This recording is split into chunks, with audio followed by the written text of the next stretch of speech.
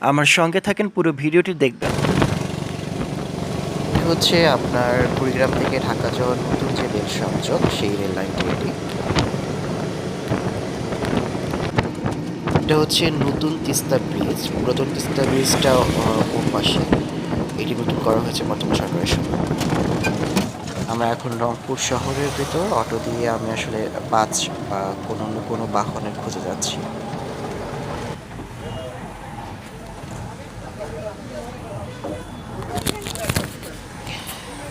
এখন হচ্ছে আমি বাসে করে রংপুর থেকে সৈয়দপুর যাব। সো লেটস সি কত সময় লাগে।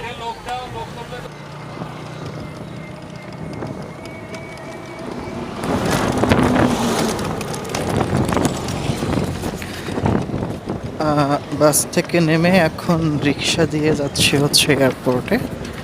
আমরা সৈয়দপুর বাস স্ট্যান্ডে নেমেছি, এবার রিক্সা দিয়ে আমরা এয়ারপোর্টের দিকে যাচ্ছি।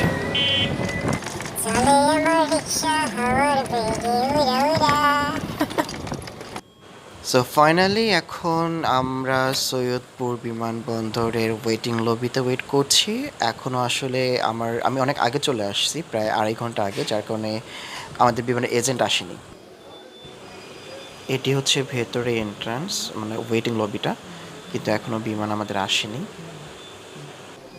ফাইনালি আমাদের বিমান চলে আসছে, বিমান বাংলাদেশ এয়ারলাইন্স, অ্যান্ড প্রায় 20 মিনিট আগেই তারা পৌঁছে গেছে। সো আমরা এখন বিমানে উঠবো, ভিতরে যাচ্ছি। আমি পুরো ভিডিওটাতে আসলে অরিজিনাল সাউন্ড রাখার চেষ্টা করছি, যাতে রিয়েল সাউন্ডটা আসলে আপনারা পান। সো আমি জানি না আপনাদের কেমন লাগবে।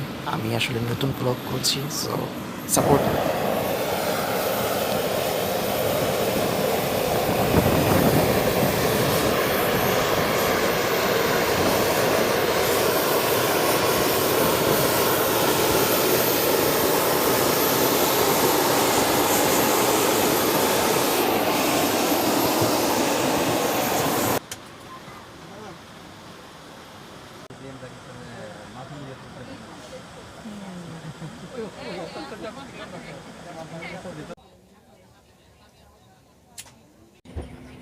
ছাড়ে না কেন বিমান?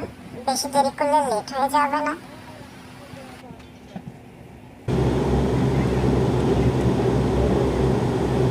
বিসমিল্লাহির রহমানির রহিম। আল্লাহু আকবার, আল্লাহু আকবার, আল্লাহু আকবার।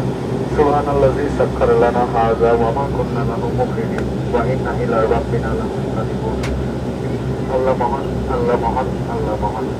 অতীব পবিত্র ও মহান আল্লাহ, যিনি এটিকে আমাদের নিয়ন্ত্রণাধীন করেছেন, অন্যথায় আমরা একে বশীভূত করতে পারতাম না। ভদ্র মহিলা মহোদয়গণ, খোলা থাকলে বন্ধ করে দিন।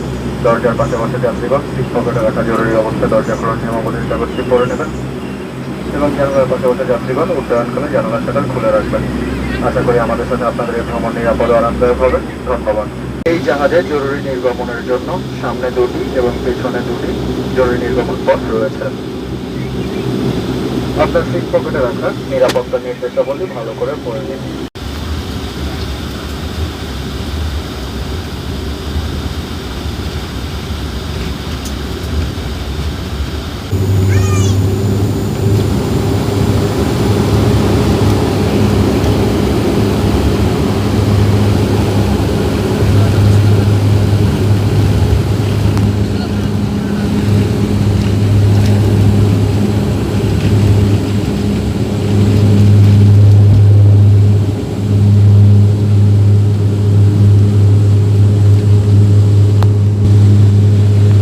এখন বিমান ধীরে ধীরে উপরের দিকে উঠতেছে। আমরা প্রায় 15,000 ফুট উপর দিয়ে যাত্রা করব, এরকমটা আসলে ক্যাপ্টেন বলছিল। অ্যান্ড এই পুরো যাত্রায় আসলে আমি চেষ্টা করব যে আমাদের আকাশটা আসলে কীরকম দেখতে, এবং আকাশ থেকে নিচে অর্থাৎ জমিনকে আসলে কীরকম দেখতে লাগে এই ভিডিওতে তুলে ধরার। বাকিটা আল্লাহ জানে।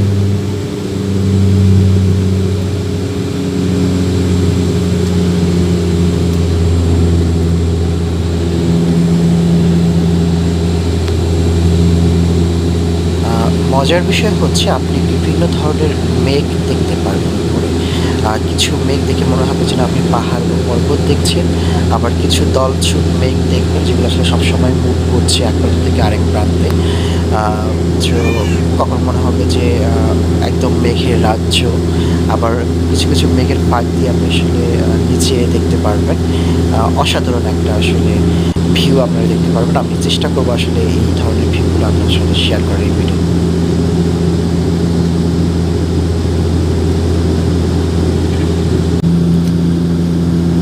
আমি জানি না আমার ক্ষেত্রে এটা হয়েছে কিনা বা প্রথম বলে কিনা, আমার অনেকবার মনে হয়েছে যেন আমি জানলাটা খুলে মেঘের উপর একটা লাফ দিয়ে দিই। মানে এত সুন্দর দৃশ্য, মনে হবে যে ঠিক আছে, হয়েছে, জীবনে অনেক হ্যাপি হয়েছি আমি, এবার আমি একটা লাফ মারি।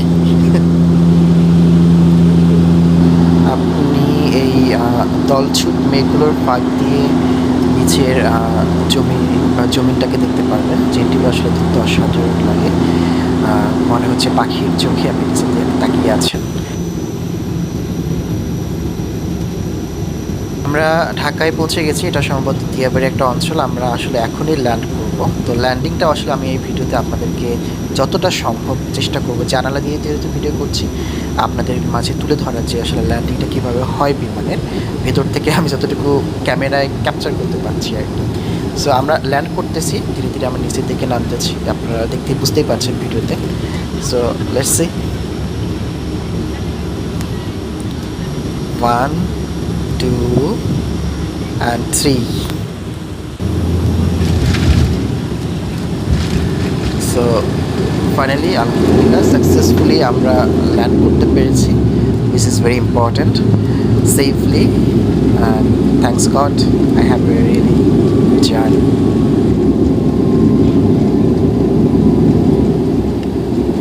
পর্যন্ত অবশ্যই সিট বেল্ট বাঁধা অবস্থায় সিটে বসে থাকবেন। সিট বেল্ট বাঁধার সংকেত বন্ধ হবে এবং এমনি আলো সম্পূর্ণ জ্বালিয়ে দেওয়ার পর সিট বেল্ট খুলবেন এবং নাম্বার সতর্ক করে নেবেন। সো আমরা এখন নামবো এবং নিচে আমাদের জন্য আসলে বাস ওয়েট করছে, একটা মিনি বাস, যেটি দিয়ে আমরা বাইরে আর কি যাবো এয়ারপোর্টের ভিতর থেকে। যেহেতু আমাদের বিমানটা আমাদের যে আউটপুট গেট সেটা থেকে অনেক দূরে ল্যান্ড করেছে, তো যার কারণে আসলে এই মিনি বাসটা দিয়ে আমাদেরকে সেখান পর্যন্ত নিয়ে যাওয়া হবে এবং ওখান থেকে আমরা আমাদের বাসায় যাব। মিনি বাসে যাওয়ার একটা সুবিধা হচ্ছে আপনি মোটামুটি অনেক বড় একটা ভিউ দেখতে পারবেন। এয়ারপোর্টটা যেহেতু অনেক বড়, শাহজালাল আন্তর্জাতিক বিমানবন্দর, এবং কিছু বিমানও দেখতে পারবেন ফ্রিতে। তো আমরা এখন এয়ারপোর্ট থেকে বের হচ্ছি এবং আমরা মূলত এখানে বাইরের লবিটাতে ওয়েট করবো আমাদের লাগেজ এবং ব্যাগেজের জন্য। এখান থেকে হয়তো 5-10 মিনিটের মধ্যে আমাদের লাগেজগুলো চলে আসবে, দেন সেটা নিয়ে আমরা বাসায় ফিরবো। তো এই ছিল মোটামুটি আমার জার্নি সৈয়দপুর থেকে ঢাকা পর্যন্ত। আপনাদের কেমন লেগেছে আমার এই পুরো জার্নিটা আপনারা শেয়ার করতে পারেন, এবং আরও কীভাবে আমি আমার ভিডিওগুলো ভালো করতে পারি সে বিষয়ে আপনাদের মতামত জানাতে পারেন। ধন্যবাদ, আবার দেখা হবে অন্য কোনো ভিডিও।